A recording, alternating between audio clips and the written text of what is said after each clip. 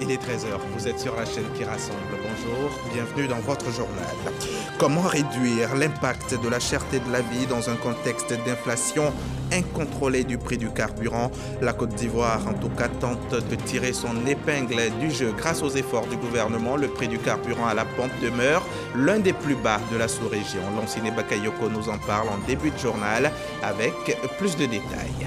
À l'occasion de sa visite de travail dans le nord de la Côte d'Ivoire depuis quelques jours, le Premier ministre a procédé hier au lancement des travaux de renforcement de l'axe Petit Nation, Kafolo-Teini, une route très stratégique dans la politique sécuritaire du pays et qui va contribuer à une meilleure surveillance territoriale dans la région.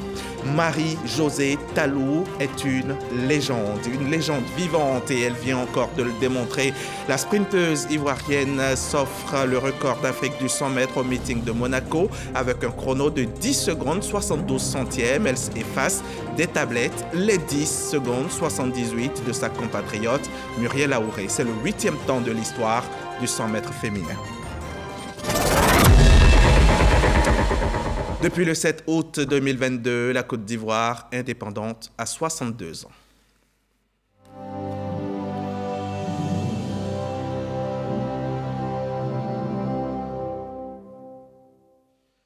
Le 6 août dernier, au soir, à la veille de cette célébration de l'an 62, lors de son adresse à la nation, le chef de l'État a fait des annonces sur plusieurs sujets, notamment la vie chère. Le président Alassane Ouattara a indiqué que la Côte d'Ivoire met tout en œuvre pour réduire l'impact de la cherté de la vie dans un contexte de hausse généralisée du prix du carburant. Mais en Côte d'Ivoire, ce prix demeure l'un des plus bas. La cherté de la vie, un phénomène quasiment mondial. Épicentre de cette flambée généralisée, le carburant. En Côte d'Ivoire, le gouvernement a pris la pleine mesure des effets d'entraînement qu'une augmentation incontrôlée du carburant pourrait provoquer sur la vie sociale.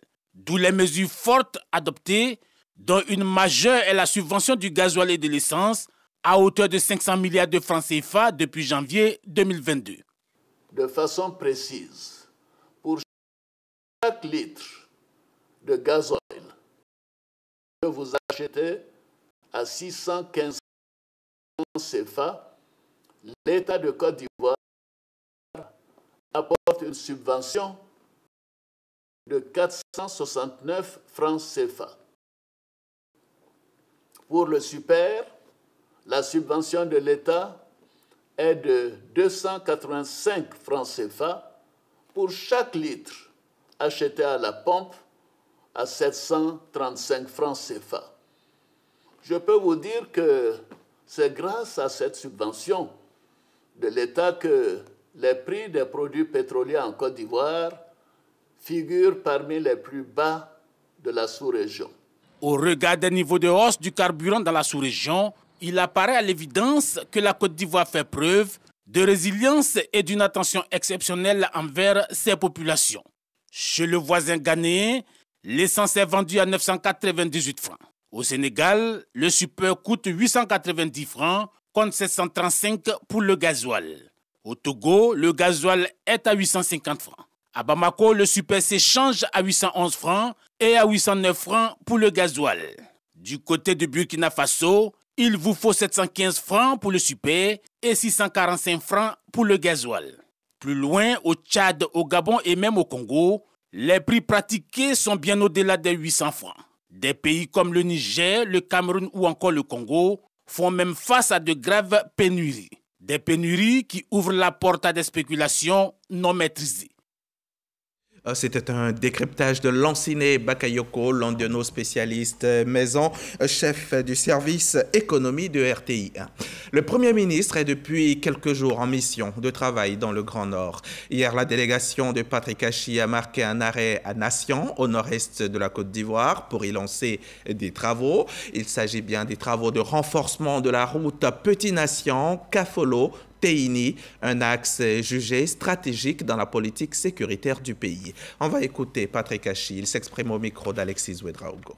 Nous avons été instruits par le chef de l'État pour lancer un certain nombre de travaux, je dirais, dans les zones nord, tout au long des frontières. Et aujourd'hui, c'est le premier tronçon donc, de 115 km qui vient d'être lancée donc, à l'instant. Cette route, comme vous le disiez, est une route stratégique. Nous avons un certain nombre de routes sur le réseau routier qui sont considérées comme des routes dites sécuritaires dans notre réseau. Et cette section de route-là, qui va de Petit-Nation jusqu'à Téhéni, fait partie de ces routes dites sécuritaires et doivent permettre de faciliter le travail des forces de défense et de sécurité dans leur rôle de protection, je dirais, du pays. Donc cela fait partie de nos urgences et nous sommes extrêmement heureux que les travaux puissent démarrer, je dirais, aujourd'hui. Juste avant cette étape de nation, Patrick Achi était à Ouolo, à Sinématiali, où il a procédé à l'inauguration d'une usine de transformation de mangue. Une usine des femmes du département, une usine donc qui a vu le jour pour tenter de réduire les pertes de production. On retrouve Alexis Ouedraogo qui nous en dit plus. Elle est notre envoyée spéciale sur cette mission du chef du gouvernement. Une usine de transformation de mangue pour Sinématiali. D'une capacité de traitement de près de 3840 tonnes en 4 mois, soit la pleine saison, l'usine va résoudre un problème majeur, celui de la perte de production. Vous savez que la mangue est un fruit saisonnier. On a de la mangue en mars, avril, mai et juin. Et après, on n'a plus de mangue. Mais on a toujours besoin de consommer de la mangue. Et donc, le processus de conservation consiste à broyer la mangue, c'est-à-dire à enlever la peau, le noyau, à faire une purée qui est stérilisée. Et cette purée est conservée dans des sacs aseptiques. En hors saison, on va utiliser la purée qui est dans ce sac-là pour continuer à faire du jus, à faire de la confiture, à faire tout ce qu'on fait avec la mangue en saison. L'infrastructure dédie plus de 70% de ces postes aux femmes et devrait permettre une meilleure structuration de la chaîne de valeur. Cette première usine du genre en Côte d'Ivoire, ici à Ouolo, pour les femmes, qui va entraîner autour de 130 boulots directs et 3000 emplois indirects. Il y aura plus de pertes dans le secteur de la mangue. La région de Sinématiali, le district des Savanes, produit autour de 70% de la production nationale de mangue et 44% vont en perte. Aujourd'hui, c'est une histoire qui est derrière nous. Une initiative qui réjouit les cadres de la région. Je voudrais dire un grand merci au président de la République parce que cette usine, c'est sa volonté d'abord de pouvoir délocaliser dans les régions des activités de développement, des activités de transformation, tout ce qui peut constituer de la valeur ajoutée pour nos populations en termes de revenus, en termes d'emploi. Et donc je voudrais lui dire un grand merci. Un grand merci également parce qu'il a dépêché son Premier ministre pour venir ici inaugurer cette usine et ainsi montrer aux populations de Sinématiali, de la région du Poro et du district de Savanes plus généralement qu'il a à cœur de mettre en place une politique sociale pour les populations. Pour le chef du gouvernement, c'est la Côte d'Ivoire industrielle qui est en marche. Impressionné par la qualité de l'usine, par la qualité des produits qui sont sortis. Et dans cette politique qui est de consommer de plus en plus ivoirien en transformant les matières premières locales, je crois que c'est un exemple vraiment à suivre. Au-delà de l'augmentation des revenus, au-delà de la diminution des pertes des produits à la récolte, c'est surtout la capacité à transformer la mangue en jus de mangue, en tout dérivé de produits, je dirais, de mangue, qui est vraiment à saluer. Et je pense qu'il faut continuer comme ça pour tous les autres produits et dans toutes les autres régions. L'escale de Sinématiali a été aussi l'occasion pour le chef du gouvernement de rendre hommage à un fils de la région, fortement engagé pour le développement, Fidel Sarasoro, directeur de cabinet du chef de l'État. 500 millions de francs CFA. Voilà le coût de cet engin qui va accroître la capacité du système de sécurité de l'aéroport de Bouaké au centre de la Côte d'Ivoire. Il s'agit d'un véhicule d'incendie de type VMA 112 doté d'une capacité de 10 000 litres d'eau et de 1200 litres d'émulseur. Voilà qui améliore le potentiel de l'aéroport et surtout qui augmente les chances de sa certification pour accueillir les vols internationaux. Les précisions de Kader Sogodoko. Aéroport international de Bouaké, le véhicule de type VMA 112 du système de sécurité incendie en pleine démonstration d'extinction de feu. Ce nouveau véhicule VMA 112 de dernière génération de sécurité aéroportière de 500 millions de francs CFA est acquis par la Sodexam société d'exploitation de développement aéroportuaire, aéronautique, météo. Cet engin vient accroître la capacité du système de sécurité de l'aéroport de Bouaké dans le but de sa certification. Il s'agit notamment de la dotation de nos personnels à l'intérieur du pays de moyens de mobilité, d'enclencher notamment donc sur les instructions de Monsieur le ministre des Transports le processus de certification de l'aéroport international de Bouaké. Le ministre des Transports inscrit cet équipement dans la politique de modernisation et de développement des infrastructures du transport aérien. L'enjeu actuel est de faire face aux défis de la certification afin de reprendre les vols internationaux à partir de Bouaké. Surtout au cours de la prochaine Coupe d'Afrique des Nations en 2024 et pourquoi pas permettre à nos compatriotes qui font le pèlerinage à la Mecque de partir de Bouaké. Les sapeurs-pompiers militaires de Bouaké n'ont pas été oubliés. Les soldats du feu ont reçu un véhicule de sécurité incendie médicalisé de la part de l'ACSECNA. Un véhicule de 160 millions de francs CFA. En plus des fonctions de lutte contre l'incendie, notamment les débuts d'incendie et de sauvetage des vies humaines, ce véhicule permet d'assurer une assistance médicale qui en fait sa spécificité. Amadou Kone annonce que cet engin d'intervention va améliorer la capacité opérationnelle des pompiers. Les sapeurs-pompiers militaires de Bouaké qui pourront efficacement accomplir leur service de secours aux populations, aussi bien à Bouaké que sur les routes qui mènent à la ville de Bouaké. L'aéroport de Bouaké est le deuxième après celui d'Abidjan d'être doté du VMA 112. C'était un reportage de Soro au Corona. Nous sommes à l'aéroport, alors on prend un vol, on rentre à Abidjan pour assister à cette session de formation et de sensibilisation sur la finance islamique. C'est un atelier qui est organisé par Islamic Finance Intelligence and Management avec pour objectif de donner aux États membres de la CEDEAO les clés pour un financement plus efficace. Un reportage de Frédéric Gorebi, Franck Guadio et Ariel Ago. Promouvoir davantage la finance islamique tout en présentant ses nombreux avantages et expliquer les règles du système bancaire islamique qui offre beaucoup de financement. C'est tout le sens que revêt cette session de formation et de sensibilisation qui s'est tenue en présence du chef du cabinet du ministre de l'économie et des finances et du directeur national de la Banque centrale des États de l'Afrique de l'Ouest, BCAO. Le thème choisi, contribution de la finance islamique à l'essor économique de la Côte d'Ivoire. La récurrence des crises bancaires et financières a révélé la complexité et la vulnérabilité du système financier et bancaire conventionnel. En effet, des défaillances ont été observées, liées en partie aux problèmes éthiques et moraux, ainsi qu'au système de financement des acteurs économiques, basé sur une certaine opacité et une asymétrie au niveau de l'information. Le système conventionnel encourage parfois l'endettement à travers le système de crédit. Organisé par l'Islamic Finance Intelligence et Management, IFIM, cet atelier veut également donner les clés aux pays de la CEDEAO pour un financement plus efficace. La crainte d'une résurgence de la crise de Covid que nous subissons depuis presque 2 ans, ainsi que les défis sécuritaires auxquels certains États de l'Afrique de l'Ouest font face. Ce contexte met en lumière la nécessité pour nos États, dont les besoins restent insuffisamment couverts, malgré les efforts soutenus des gouvernants, de se financer plus efficacement. Cette rencontre est la 3e du genre après celle tenue le 29 juillet 2021 et le 17 décembre 2020 sur la finance islamique, aux fins d'en présenter le cadre réglementaire pour une meilleure appropriation par les acteurs. À l'occasion de la célébration de l'an 62 de l'indépendance de la Côte d'Ivoire, dont les festivités ont eu lieu à Yamoussoukro, le ministère de la Solidarité et de la lutte contre la pauvreté a fait des heureux dans la capitale politique.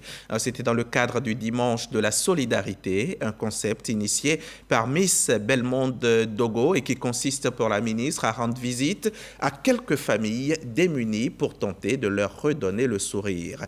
Direction Yamoussoukro avec Kader Sogodogo du RTI Bouaké. Yamoussoukro, les rayons solaires commencent à s'éteindre. Quartier Kokreno, une visite inattendue pour la famille Koné. 2 membres du gouvernement, Miss Belmonde Dogo et Souleymane Diarra Souba. Bakari, le chef de famille, est un chauffeur sans emploi. avec ses 12 enfants et son épouse, ne lui dites surtout pas que la vie est belle. Il croule sous le poids des problèmes. Repéré par les services du ministère de la Solidarité et de la lutte contre la pauvreté, la suite est prometteuse. Des vivres et non-vivres, riz, huile, matelas pour ne citer que ceux-là, et une enveloppe de 200 000 francs CFA pour renforcer le petit commerce de la mer qui, jusque-là, garantit la pitance quotidienne. Vraiment, je suis comblé. Je ne savais pas qu'il y a un jour comme ça qui allait arriver à la veille d'une fête comme ça, vraiment. L'indépendance même de la Côte d'Ivoire. Moi, je remercie le président de la République. Je le remercie beaucoup. Ceux qui sont vos yeux, qui voient en bas. Nous qui sommes en bas, pour nous voir comme ça là, ça entraîne vous. Beaucoup de ceux qui sont sur terrain aussi. Durant toute la nuit, ce sont au total 6 familles qui sont visitées. Les dons restent les mêmes. Le dimanche de la solidarité, c'est tout simplement ce bonheur qui redonne de l'espoir aux familles en détresse. Elles en sont d'ailleurs comblées. On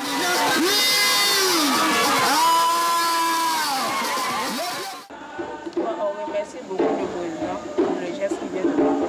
Parce que vraiment, on ne s'attendait pas du tout à ça. C'était vraiment un grand joie. Donc on lui donne tous nos merci.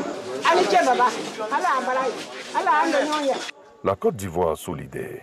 Les attentes du président de la République sont claires. Nous sommes ici aujourd'hui à Yamoussoukro avec le ministre Diarra Souba, mais pour apporter des moments de joie aux ménages les plus vulnérables, apporter des réponses aux attentes de ces ménages-là et leur dire que le président de la République se tient à leurs côtés et a mis en place tous les mécanismes pour faire sortir les ménages vulnérables de leur état de pauvreté. Et surtout qu'ils retiennent que la pauvreté n'est pas un état statique. On peut être pauvre et sortir de cet état-là. C'est avec beaucoup de joie que j'ai été en tout cas aux côtés de Madame la ministre pour être avec ses familles, ses ménages dans l'ensemble des quartiers de Yamoussoukro pour pouvoir donc partager un peu de bonheur, donner un peu de joie à travers tous les vivres et non-vivres en fait qui ont été donnés à ces populations. Dimanche prochain, à qui le tour? Patience, Miss Belmondo Dogo arrive. En attendant, on passe au chapitre Covid, l'actualité coronavirus.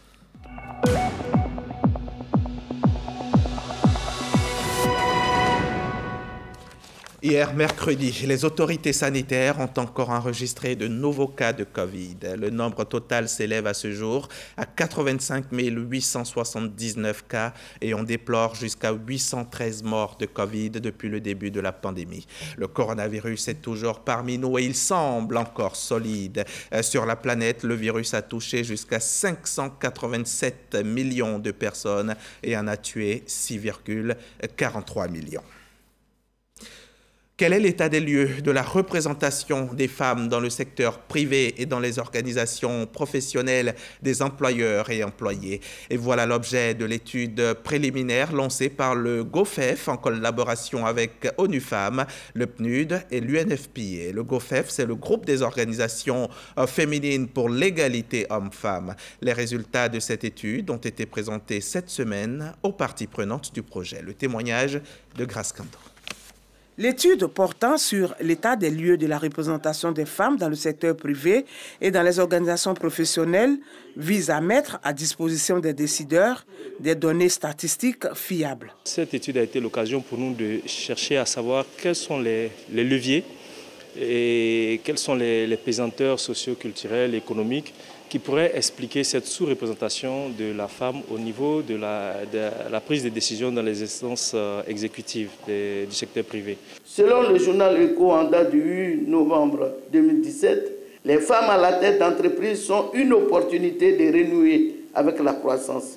De son côté, McKinsey Global Institute estimait en 2015 qu'en cas d'égalité parfaite des hommes et des femmes face à l'emploi, le PIB mondial bondirait de 26% d'ici 2025. Pour le ministère de la Femme, de la Famille et de l'Enfant, ces données sont d'une importance capitale. Les études statistiques de genre sont des outils précieux. Elles permettent d'identifier, de produire et de disséminer des données sur la réalité des vies des hommes et des femmes. Elles sont nécessaires à l'élaboration des politiques les plus appropriées en matière d'égalité et d'équité du genre. Le ministère de la Femme, de la Famille et de l'Enfant salue les efforts de l'équipe de chercheurs qui ont planché sur la présente étude. Le groupe des organisations féminines pour l'égalité hommes-femmes entend poursuivre cette étude à la représentation des femmes dans d'autres secteurs. À Badjankouté, samedi a été jour de célébration de l'excellence. Les meilleurs élèves de l'inspection primaire ont été distingués par le district autonome d'Abidjan. Eugène Atoubé nous décrit cette première édition de la journée d'excellence. À Badjankouté, village de la circonscription de Songon, a abrité l'édition 2022 de la journée de l'excellence et du mérite de l'inspection de l'enseignement préscolaire et primaire de cette localité. Ils sont 44 élèves du CP1 au CM2 à être distingués et recevoir les félicitations de Mobio Samuel, vice-gouverneur du district autonome d'Abidjan, représentant le parrain Robert Begré-Mambé. Nous profitons de cette journée pour vous réaffirmer notre infinie gratitude pour ces nombreux cadeaux de valeur. Signe de vos encouragements à toujours mieux faire. Cher Pépé, grand merci pour vos actions en faveur de l'école ivoirienne en général et de celle de Songon en particulier.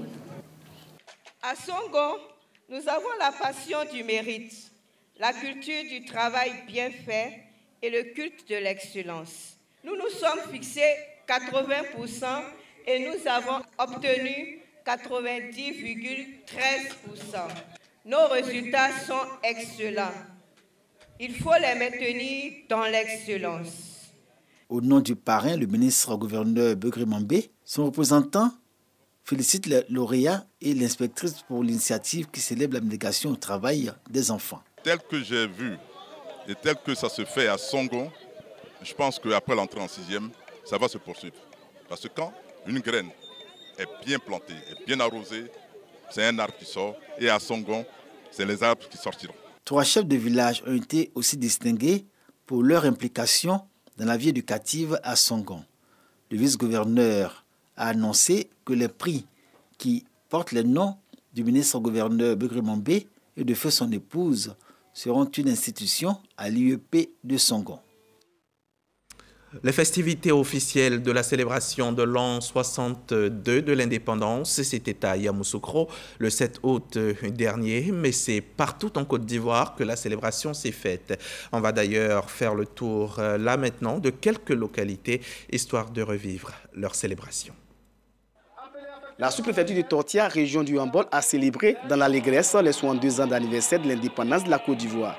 Dans le seul discours prononcé à cette occasion, le sous-préfet s'est félicité de toutes les mesures arrêtées par le chef de l'État pour le bien-être des populations ivoiriennes. Au plan local, l'autorité sous-préfectorale a entretenu les populations sur certains mots qui plombent le développement de Tortia. Pour les bonnes nouvelles, le sous-préfet annonce le début des travaux de bitumage de l'As Tortia-Niakara et la fin très prochaine des travaux d'installation de l'unité de production d'eau potable.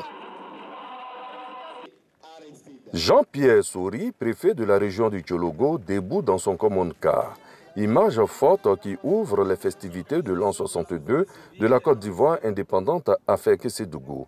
Moment attendu son discours. Il recommande l'engagement de tous pour le développement de la région. Récompense de 15 acteurs de développement et le défilé militaro-civil ont été les autres temps forts de la célébration dans le Tchologo où les populations dans leur ensemble ont tenu à féliciter le ministre d'État Téné Birahima Ouattara pour toutes ses actions dans la région. Le commandant Kwaku Adepo Ange Marcel, sous-préfet de la localité de Kanzra dans le département de Zionoula, aux côtés des populations pour célébrer les 62 ans de la Côte d'Ivoire, rythmés par des défilés de toutes les couches sociales. Prenant la parole, le commandant Kwaku Adepo Ange Marcel a invité les populations à l'entente et à l'union. Il a salué le travail d'Hercule du président de la République qui touche toutes les localités du pays, en particulier la sous-préfecture de Kanzra. Les populations de la sous-préfecture de Voué-Boufla, dans le département de Zionoula, ont célébré avec fierté l'indépendance de la Côte d'Ivoire. La tradition a été respectée à travers des défilés de toutes les couches sociales. Ces populations avaient à leur côté le commandant Don Agua Anne, sous-préfet de la localité, qui pendant son allocution a salué le travail du gouvernement ivoirien dans le domaine de l'électricité et de l'eau potable, mais également des infrastructures routières. Sakassou, siège du royaume baoulé, était aux couleurs du drapeau ivoirien. Célébration des 62 ans de l'indépendance de la Côte d'Ivoire oblige. Pour Bonaventure Tiegbe, le département de Sakassou connaît un développement harmonieux ces dernières années. La commune a vu ses rues bitumées, construction de plusieurs collèges de proximité. Le préfet a salué le désenclavement du département avec les travaux de bitumage de l'As Sakassou-Tiebissou. Le préfet appelle ses administrés à accompagner les actions de développement du gouvernement par des comportements de paix et d'unité. Les populations venues ont eu droit au traditionnel défilé des corps habillés, des populations civiles et des danseurs du terroir. Congo, 7 août 1960, 7 août 2022. La Côte d'Ivoire indépendante a 62 ans. Une fête anniversaire présidée par le préfet du département, Soalio Soumaoro. Son allocution a tourné autour de l'union sacrée des enfants de la ville historique pour relever tous les défis liés au développement. Il a invité les populations à participer activement à la lutte contre le terrorisme et à l'insécurité sous toutes ses formes. Soalio Soumaoro a traduit sa reconnaissance au ministre d'État Téné Birahima Ouattara, président du conseil régional du Diologue, et au maire de Congo, Berté Abdraman Temoko, dont les actions au quotidien contribuent au développement de Congo. Le défilé militaro-civil a tenu toutes ses promesses. Place de l'indépendance, Ouangolodougou. Le préfet du département Dongo Kobena et ses administrés célèbrent l'an 62 de l'indépendance. Salut aux couleurs, discours aux populations, le préfet Dongo Kobena salue la parfaite entente entre élus et cadres pour les questions liées au développement de la ville aux deux frontières. Santé, sécurité, éducation, routes, électricité et eau potable, le préfet a salué les efforts consentis par le président du conseil régional du Diologue, le ministre d'État Téné Birahima Ouattara, et a souhaité que la dynamique continue. Pour le défilé, forces de défense et de sécurité et les civils ont rivalisé d'ardeur.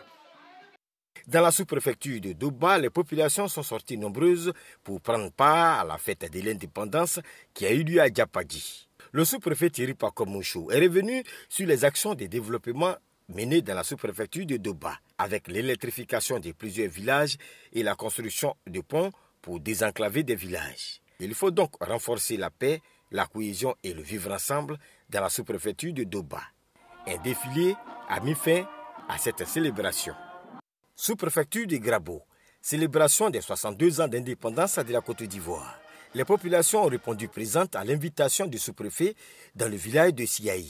Le sous-préfet de Grabo, Noël Gueven, a appelé les populations à maintenir ce climat de paix retrouvé dans cette localité qui a tant souffert de la crise post-électorale.